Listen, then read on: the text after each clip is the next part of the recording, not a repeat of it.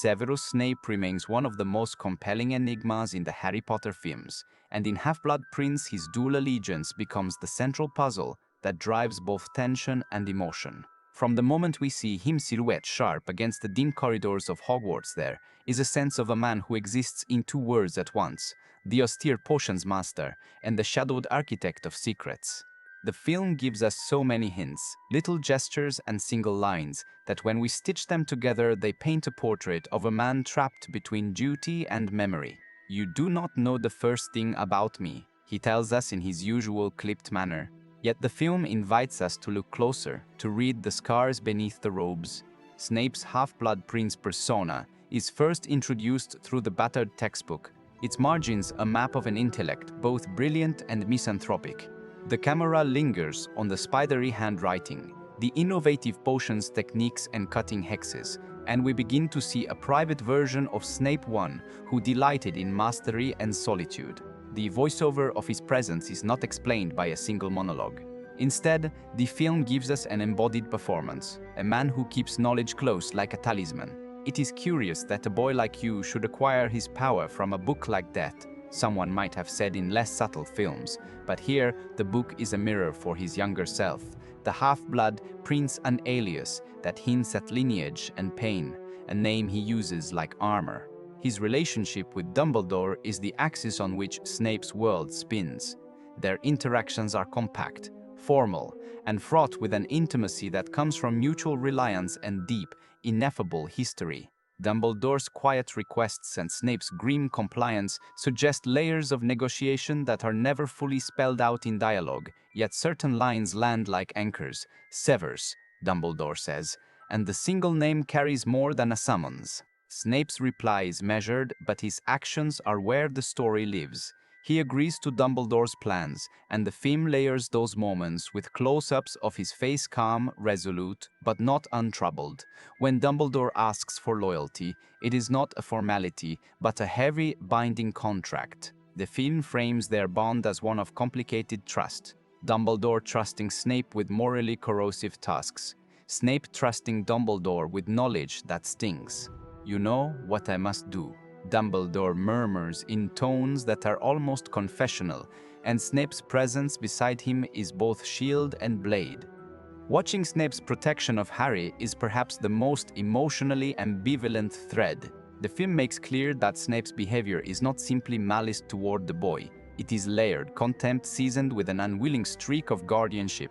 In classroom scenes and corridor encounters, Snape's barbed remarks, sharp as knives, suggest disdain. Yet there are moments where his actions belie those words, a hand that hovers over danger, an intervention that is swift and unannounced.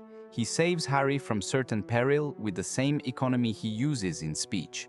The movie gives us lines that sting, Potter, and the clipped references that follow, but juxtaposed against those are gestures that suggest a duty to protect. That paradox is key to understanding his dual allegiance.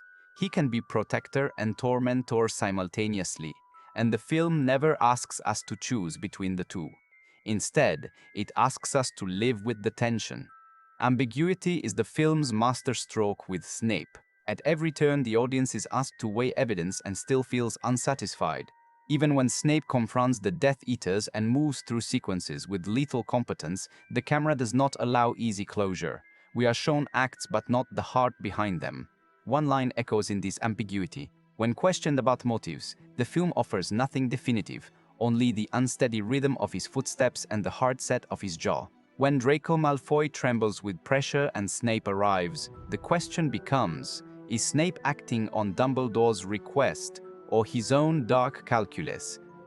The scene where Snape and Draco face each other is one of the film's moral fulcrums. Snape's intervention reads both as salvation and as further descent into moral complexity.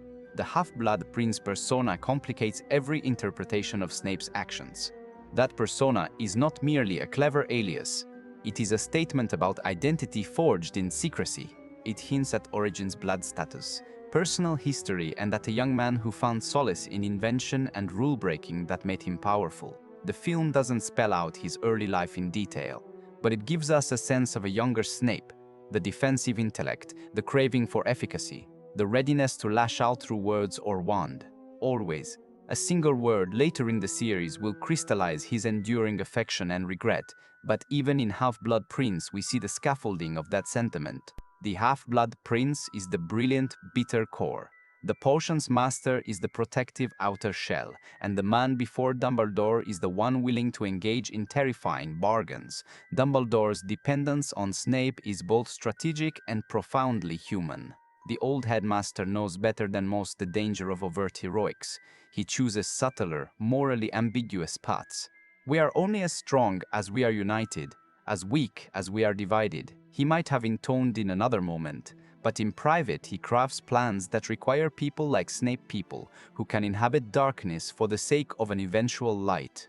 The film conveys this with careful staging. Dumbledore draws Snape close, entrusting him with scenes that peel back the veneer of ordinary school life and expose the war beyond the castle walls. When Dumbledore asks for a particular kind of loyalty, it is not about allegiance to rules, but to a greater, risk-soaked moral calculus.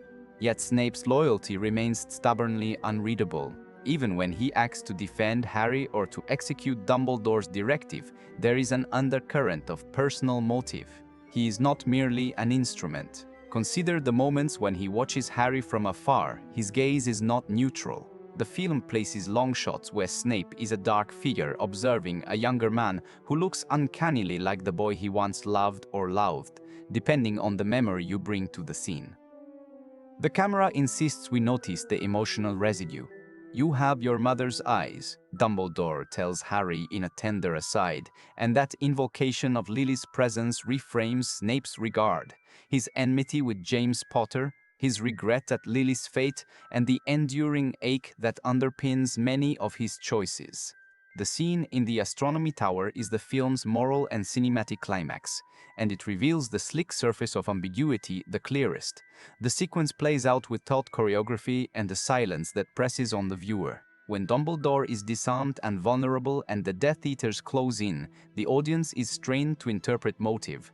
Snape steps forward and an act of violence is committed that splits the narrative into before and after.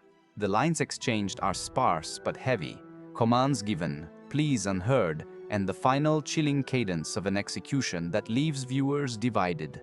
It is in this moment that Snape's dual allegiance is most painfully manifest. He fulfills an obligation that destroys a friend and, in doing so, completes a role he had been preparing for. The film allows no cathartic explanation here. Instead, it locks the ambiguity in place, forcing us to live with the consequences. Interwoven with these major turning points are quieter scenes that refuse to offer a clean reading of Snape. In Potions class, his sarcasm functions as armor, yet the camera occasionally catches a softness when he believes no one is watching.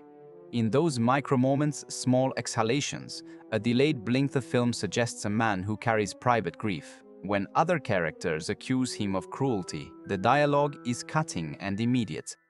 Lines like, "You have no intelligence," delivered in classroom sharpness, bruise and provoke, but the film then allows a counterweight, an unspoken fidelity that keeps Harry alive when it matters. This dissonance is not a flaw, but an intentional texture. It echoes the human truth that people can be contradictory, wrapped in competing desires and loyalties. The Half-Blood Prince mystery also operates on a symbolic level. The title itself suggests lineage and concealed identity, themes that the film explores through Snape's interactions. The motif of potions mixtures that combine bitter and sweet serves as metaphor. Snape stirs together elements of devotion, resentment, and duty, producing outcomes that are unpredictable and morally ambivalent. The visuals reinforce this: bubbling cauldrons, shadowed corridors, and the recurring motif of reflection mirrors, windows, and the textbook margins invite us to consider how identity is written and rewritten. Snape's pen is literal and figurative. His annotations in the Half-Blood Prince book are acts of authorship that prefigure his larger role in shaping events. Audience response is part of what sustains the ambiguity. Some viewers read Snape as a tragic anti-hero, a man who sacrifices his reputation for a higher good. Others see a manipulative figure whose acts of protection are calculated and self-serving.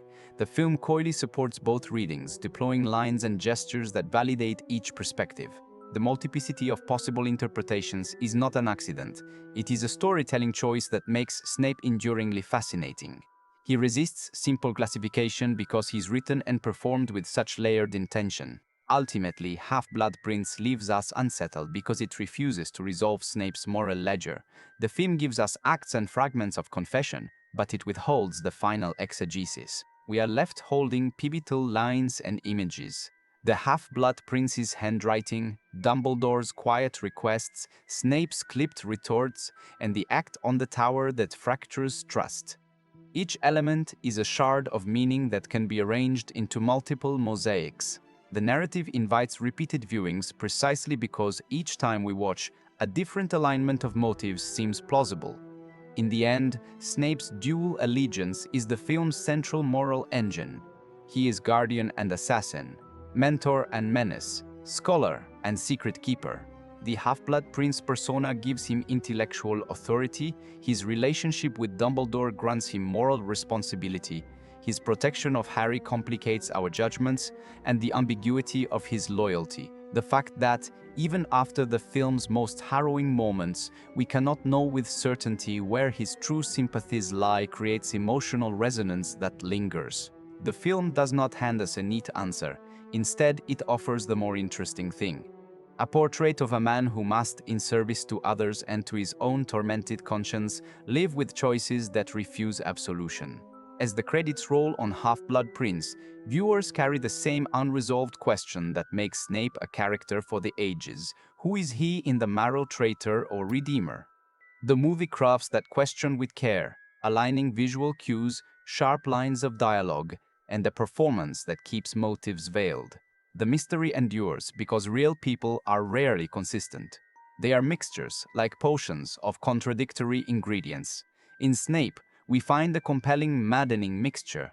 A man whose loyalty cannot be catalogued by simple labels and whose story continues to provoke debate. The film gives us the clues, the book, the bargains, the actions, and invites us to decide between cynicism and compassion. But more than that, it asks us to sit with ambiguity, to accept that some loyalties are double-edged and that some sacrifices are made in the dark.